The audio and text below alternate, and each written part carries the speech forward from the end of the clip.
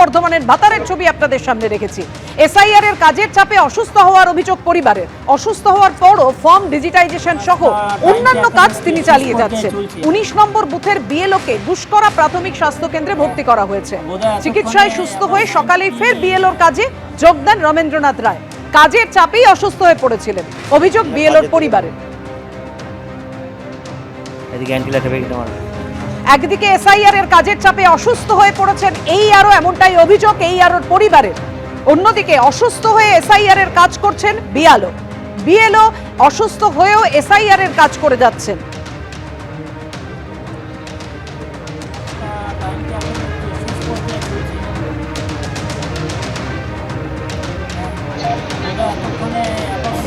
লাগবে না ওখানে।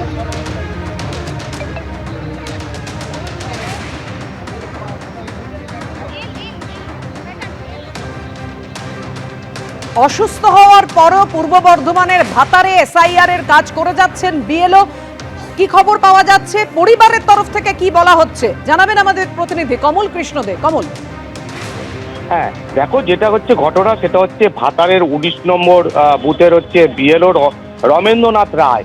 ইনি বেশ 1 মাস ধরেই কিন্তু এই এসআইআর এর কাজ করছেন এজ এ বিএলও হিসেবে 19 নম্বর বুথে ভাতার বিধানসভায়। কিন্তু কালকে রাত্রি বেলাতেই উনি হঠাৎ করেই মাথা ঘোরা এবং বমি নিয়ে অসুস্থ হয়ে পড়েন এবং গুসকরা যে প্রাথমিক স্বাস্থ্য কেন্দ্র, সেই প্রাথমিক স্বাস্থ্য কেন্দ্রে তাকে ভর্তি করা হয় এবং ভর্তি করার পর আজকে সকালবেলা তার অবস্থার উন্নতি হওয়ার পর তাকে কিন্তু হাসপাতাল থেকে ছেড়ে দেওয়া হয়েছে। এবং এই ঘটনাটাই শুধু নয়, ইনি কাজের প্রতি দায়বদ্ধ সেটাই তিনি দেখাচ্ছেন এবং যখনই হাসপাতাল থেকে ছাড়া পেয়েছেন তিনি সঙ্গে সঙ্গে কিন্তু সেই তার যে বিএলও এলাকা সেই এলাকায় তিনি গেছেন এবং কাজ করা শুরু করেছেন এবং তিনি বলছেন যে এই কাজের প্রতি তিনি দায়বদ্ধ।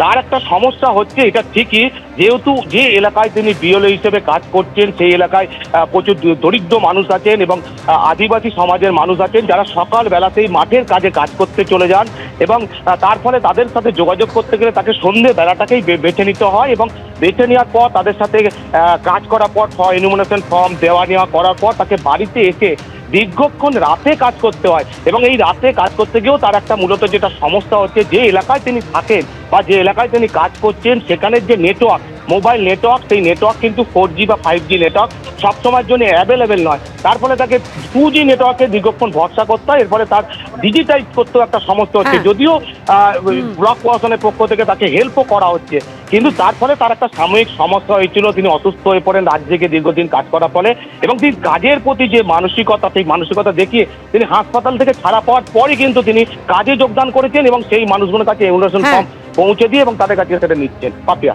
ধন্যবাদ তোমায়। একদিকে পূর্ব বর্ধমানের ভাতারে এসআইআর এর কাজের চাপে এক বিএলও অসুস্থ হয়ে পড়েন, কিন্তু অসুস্থ হওয়ার পরেও ডিজিটাইজেশন সহ অন্যান্য কাজ তিনি করছেন। এর পাশাপাশি কয়েকদিন আগেই আমরা দেখেছিলাম বাঁকুড়ায় বিশেষভাবে সক্ষম একজন বিএলও তিনি তার কাজ সম্পূর্ণ করেছেন। অর্থাৎ কোথাও বিএলওরা অসুস্থ হয়ে পড়ছেন, কেউ হাসপাতালে ভর্তি হচ্ছেন, আবার কোথাও দেখা যাচ্ছে অসুস্থ বিএলওরাও তারা কাজ করে চলছেন। আজকে পূর্ব বর্ধমানের ভাতারে সুস্থ হয়েই বিএলওর কাজে যোগ দিয়েছেন এই বিএলও। অন্যদিকে বাঁকুড়ায় কয়েকদিন আগে বিশেষভাবে সক্ষম একজন বিএলওকে তার কাজ সম্পূর্ণ করতে দেখা গেছে।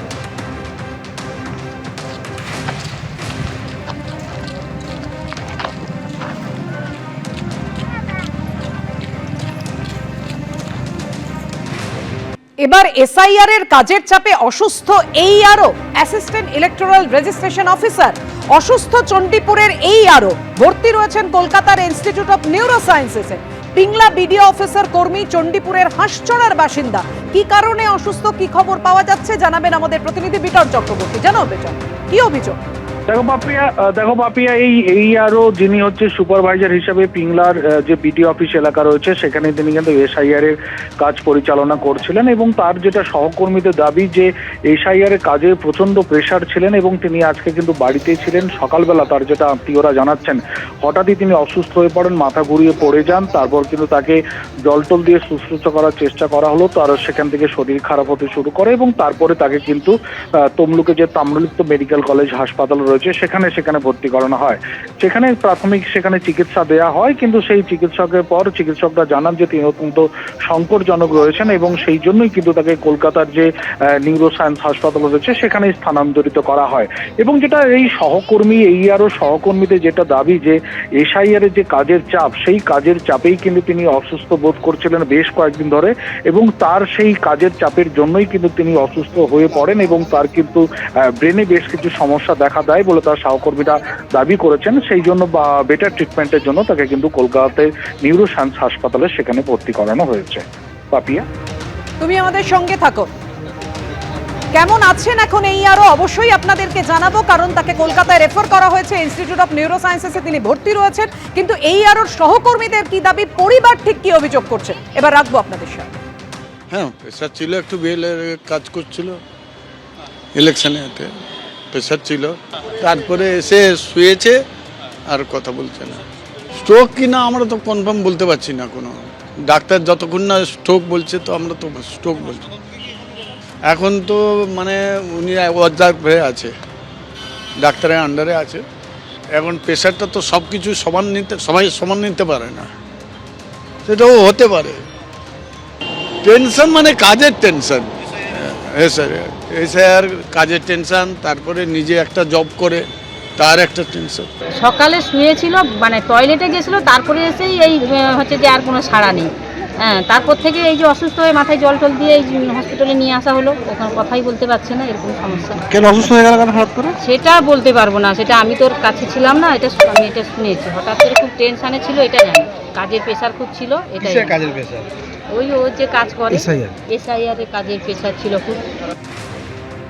এসআইআর এর কাজের চাপে বিএলওরা অসুস্থ হয়ে পড়ছিলেন বলে অভিযোগ। আর এবার অভিযোগ উঠছে একজন আরও এসআইআর এর কাজের চাপে অসুস্থ হয়ে পড়েছেন। পিংলা বিডিও অফিসের এই কর্মীকে বিবেকানন্দ পালকে কলকাতায় একটি হাসপাতালে ভর্তি করা হয়েছে। আমাদের প্রতিনিধি সত্যজিৎ বৈদ্য এই মুহূর্তে টেলিফোনে রয়েছেন। সত্যজিৎ, কেমন আছেন বিবেকানন্দ পাল? দেখো শুনুন, প্রায় ঘন্টাখানেক আগে তাকে আনা হয়েছে পিংলারে এই আরোকে। তার পরিবারের সদস্যরা সঙ্গে রয়েছেন এবং কলকাতায় আনার পর তাকে এই নিউরো সায়েন্সে ভর্তির জন্য বেশ কিছুক্ষণ অপেক্ষা করতে হয়েছিল। যেমনটা পরিবারের সদস্যরা জানাচ্ছেন যে বেশ কয়েকদিন ধরে তিনি টেনশনে ছিলেন এবং সেই টেনশনের কারণে এই অসুস্থতা হতে পারে। ভোর 5:30 নাগাদ তিনি অসুস্থ হয়ে পড়েন এবং তারপর থেকে তিনি স্থানীয় হাসপাতালে নিয়ে যাওয়া হয় এবং শেষ পর্যন্ত কলকাতায় নিয়ে আসা হয়। এই মুহূর্তে তাকে কিন্তু ভর্তি করা হয়েছে, তবে সংকট যে কাটেনি তা কিন্তু পরিবারের সদস্যদের কথাতে স্পষ্ট। তো এই মুহূর্তে তিনি চিকিৎসাধীন রয়েছেন। হাসপাতাল পুরো বিষয়টা দেখছে। পরিবারের সদস্যরা এখনো পর্যন্ত যেমনটা জানাচ্ছেন যে টেনশনের কারণে এই অসুস্থতা হতে পারে, তবে সংকট এখনো কাটেনি। সত্যজিৎ, ধন্যবাদ। এবিপি আনন্দ, এগিয়ে থাকে, এগিয়ে রাখে।